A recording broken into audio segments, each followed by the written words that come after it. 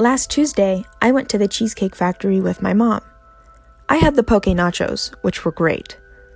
As I was leaving, I pulled on the door instead of pushing.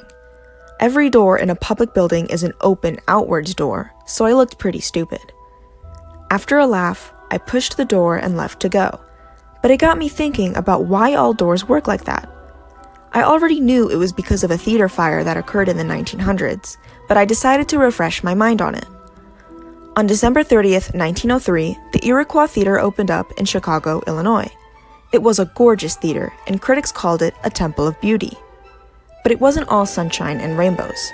The building didn't meet the already lax fire safety protocols of the time. There were no fire alarms, sprinklers, emergency phones, or exit signs. A magazine called Fireproof Magazine wrote about these concerns, but no one listened. Instead, the theater ironically developed a reputation of being fireproof. The design of the building was also a big factor. There were metal gates installed so that those in the less expensive seats above wouldn't sneak down into the more expensive seats. But that didn't matter, because the show that day, Mr. Bluebeard, a family-friendly show, was sold out. More than sold out, in fact, because the theater sold 2,000 tickets for their 1,600 seats.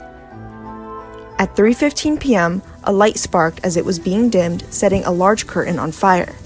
There were no proper materials to put out the fire, so it grew to the oil canvas backdrops above. Panic began when smoke filled the theater. However, under the whole fireproof belief, some remained seated. Actor Eddie Foy attempted to calm down the crowd by encouraging the orchestra to continue playing, but that didn't last long. Chaos ensued. Exit doors would not open because the crowd pushing against the pull from inside mechanism and the iron gates prevented those on the higher levels from getting down. Instead, fire escapes were used, but many fell to their deaths because they were slippery and unfinished.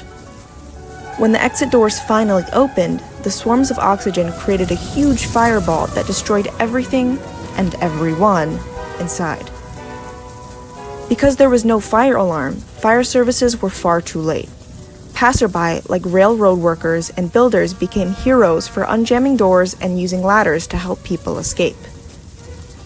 In the end, 573 people were killed and 30 more died to related injuries. Public outrage led to swift changes. Doors now only opened outwards, safety curtains and panic bars were implemented, and stricter measures to prevent overbooking were put in place. Now that I think about it, I have no idea why I even tried opening the door at Cheesecake Factory that way. And thankfully, all businesses still implement these rules so that a tragedy like that won't happen again.